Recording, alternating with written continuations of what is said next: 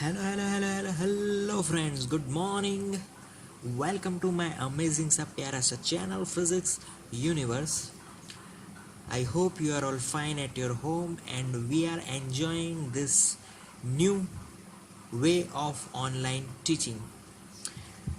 Today our topic is from NCERT syllabus standard 11 chapter 6 6.6 the work energy theorem for variable force. So in this discussion earlier from this discussion we discussed earlier that the work energy theorem. What is work energy theorem? That is the W is equal to change in kinetic energy. So work is equal to change in kinetic energy.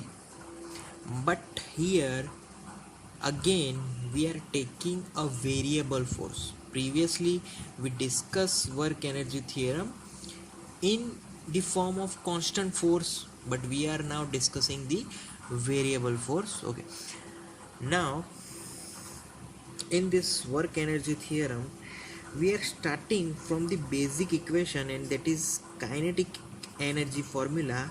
K is equal to half mv square. So this is the basic formula for kinetic energy. Clear?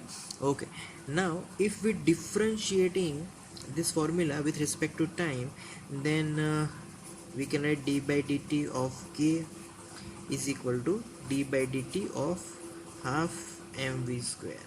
Okay, now constant term take it outside, so left hand side we can write dk by dt, but right hand side constant term outside, so half m outside and d by dt of v square.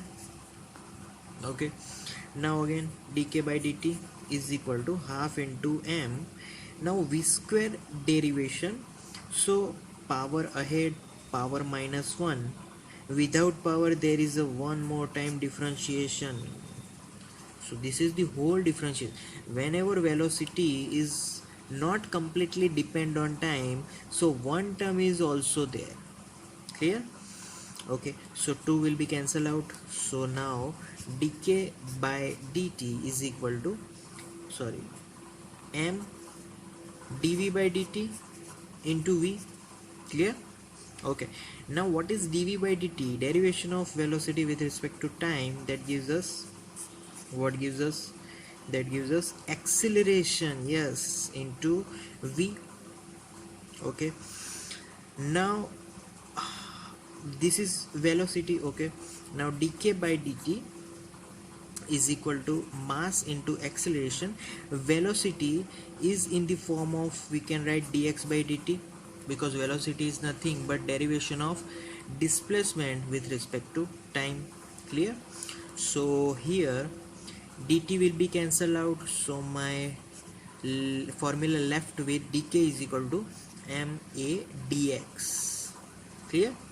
So this is my new formula. In ma, what is ma? Ma is our force, so I have to write force F into dx. Now here if we integrating both the sides, then what happens? This integration is with respect to kinetic energy, so I have to write limits in the form of kinetic energy, initial to final.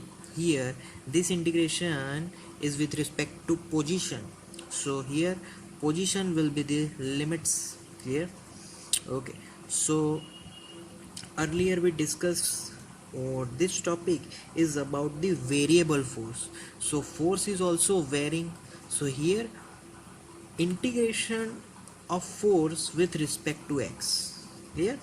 Okay, now if I left hand side, so this integration is nothing but 1 into dk. 1 into dk integration is k, and upper limit is kf, lower limit is ki.